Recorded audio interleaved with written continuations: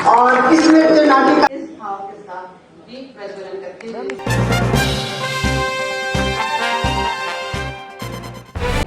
बोलिए जी, अपना परिचय दे दीजिए। मेरा नाम सुखदेव प्रसाद दुबे है। मैं ये हिंदी भवन का अध्यक्ष हूँ। पूर्व में मैं सरकारी नौकरी में था, एक भारतीय प्रशासनिक सेवा में सचिव रहा हूँ। शक्ति स्वरूप का कार्यक्रम। हाँ, आज जो शक्ति स्वरूप का कार्यक्रम कर रहे हैं, मूलतः वो जो मार्च महीने में अंतर्राष्ट्रीय महिला दिवस होता है, उसका ही एक तारतम्य में है।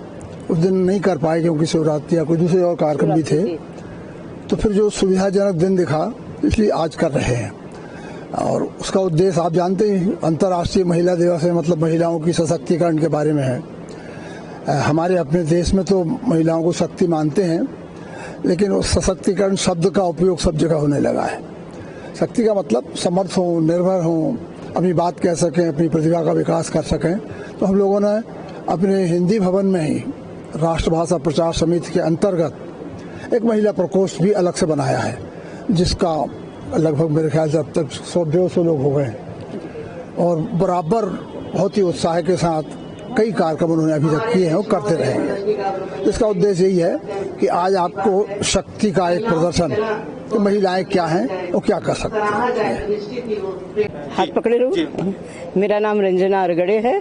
वर्तमान में मैं हिंदी भवन की उपाध्यक्ष हूँ और पहले मैं गुजरात विश्वविद्यालय के भाषा साहित्य भवन की निदेशक के रूप में निवृत्त हुई। ये जो कार्यक्रम है शक्ति स्वरूपा, ये वाकई में जिस प्रकार से इसका शीर्षक है, वो हमें बार बार इस बात की तरफ इंगित करता है कि हम यह न भूलें कि महिलाएं शक्ति स्वरूपा है। हम उनको कमजोर मानकर उनके ऊपर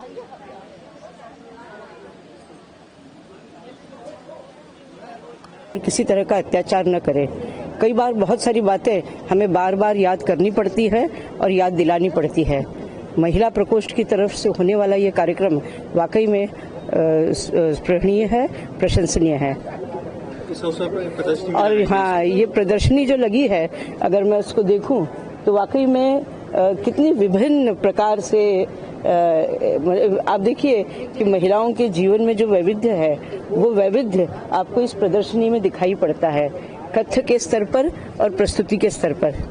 और निश्चित रूप से इन कविताओं को पढ़ा जाना, उनको गुनना और समझना बहुत जरूरी है। कार्यक्रम और प्रदर्शनी के माध्यम से क्या मैसेज देना चाहिए? कार्यक्रम और प्रदर्शनी के माध्यम से यही संदेश मैं देना चाहूंगी कि हम ये न भूलें कि महिलाएं मध्य प्रदेश राष्ट्र भाषा प्रचार समिति के महिला प्रकोष्ठ ने हिंदी भवन में शक्ति स्वरूपा का साहित्यिक सांस्कृतिक कार्यक्रम आयोजित किया।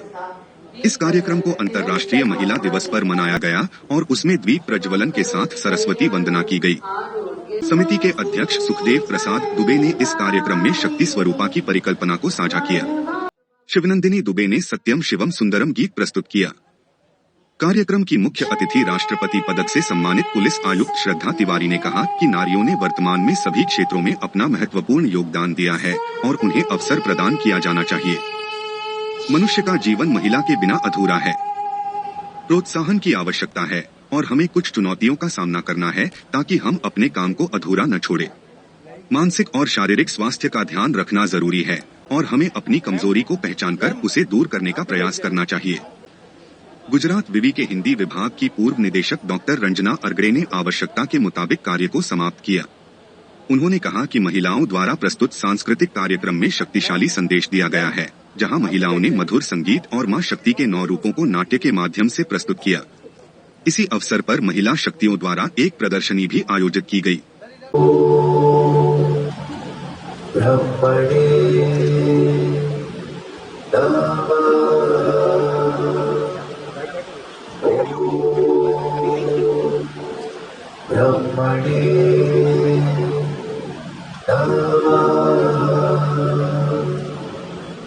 देवता सर्वशक्तिमान माने गए हैं, लेकिन उनकी शक्ति को समय समय पर दानवों से चुनौती मिलती रहती थी और दोनों का हमेशा युद्ध होता रहता था। महिषासुर असुरों का राजा और सृष्टिकर्ता ब्रह्मा जी का महान भक्त था। ब्रह्मा जी ने महिषासुर को वरदान दिया था कि कोई भी देवता या दानव उस पर विजय प्राप्त नहीं कर सकता। उसका वध सिर्फ एक स्त्री के हाथों से ही संभव होगा। जब महिषासुर ने इंद्रदेव को परास्त कर स्वर्गलोक पे कब्जा कर लिया तो वह स्वर्गलोक के साथ पृथ्वी पर भी आतंक बन गया। परेशान होकर देवताओं ने त्रिदेव की शरण ली।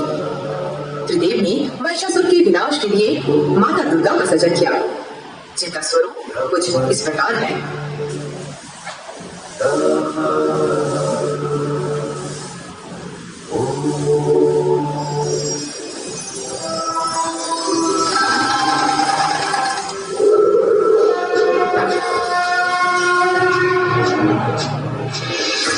मैं हूँ शक्ति स्वरूपा भगवती। त्रिदेव ने किया है मेरा निर्माण।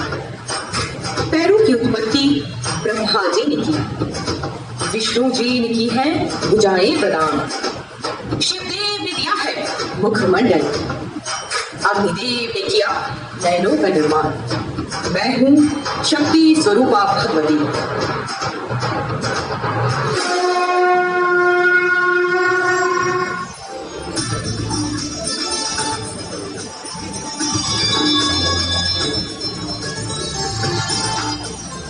जब देवी सती ने यज्ञ की अग्नि में खुद को स्वाहा कर दिया था, तब शिव ने क्रोधित होकर यज्ञ को ध्वस्त कर दिया। इन्हीं सती ने हिमालय के यहाँ जन्म लिया और इसलिए इनका नाम हुआ शैलपुत्री।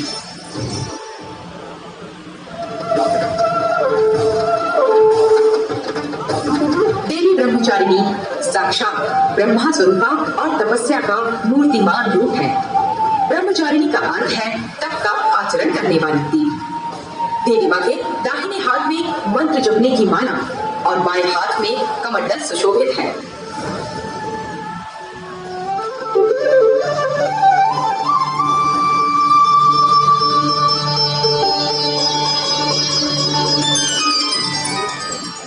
देवी चंद्रघंटा का स्वरूप परम शांतिदायक और कल्याणकारी है। बाघ पर सवार माँ चंद्रघंटा के शरीर का रंग स्वर्ण के समान चमकीला है। इनके मस्तक पर घंटे के आकार का अर्धचंद्र विराजमान है, इसलिए इन्हें चंद्रघंटा कहा गया।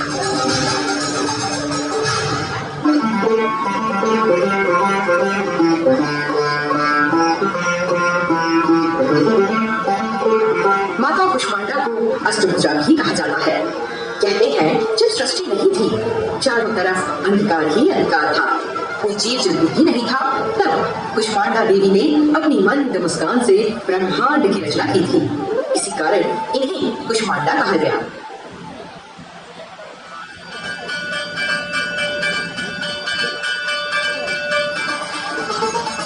माता पार्वती ने अपने पुत्र कार्तिकेय को युद्ध के लिए प्रशिक्षित करने हेतु स्कंद माता का रूप धारण किया था।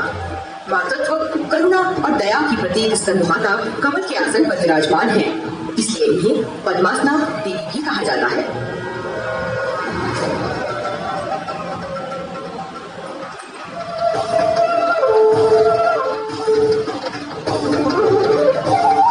माता कात्यायनी महर्षि कात्यायन की पुत्री थी।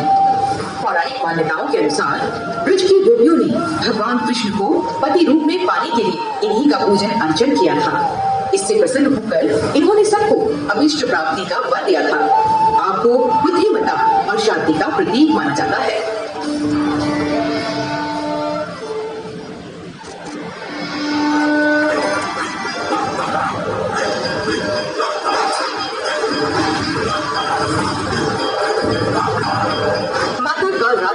ग्रह दोषों का नाश करने वाली और दुष्टों का विनाश करने वाली है।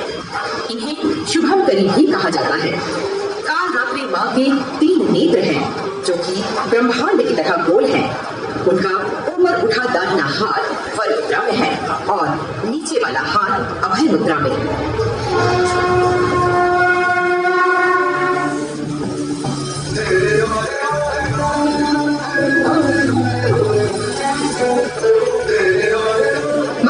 नवदुर्गा का सबसे दीप्तिमान और सुंदर रूप है। इनकी उपमा शंख, चंद्र और कुंद के फूल से की गई है। माता गौरी की 4 भुजाएं हैं और ये अपने भक्तों की सभी मनोकामनाएं पूर्ण करने के लिए जानी जाती हैं।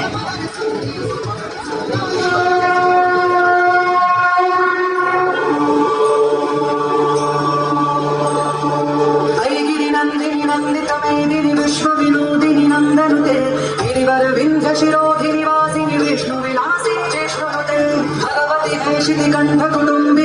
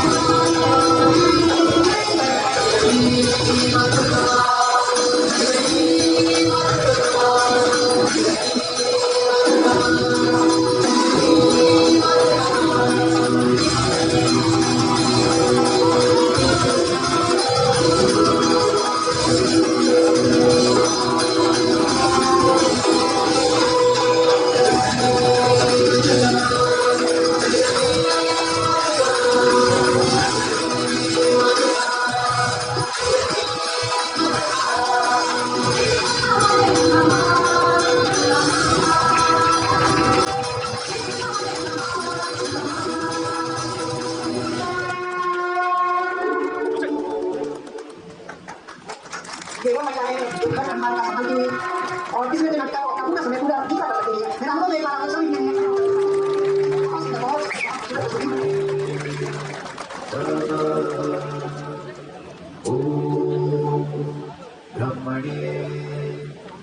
आपको समझ नहीं सत्यं शिवं सुन्दरं सत्यं शिवं सुन्दरं सुन्दरं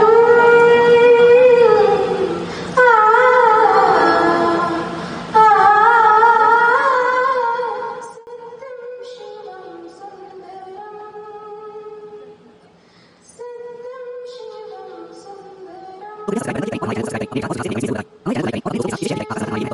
सुन्दरं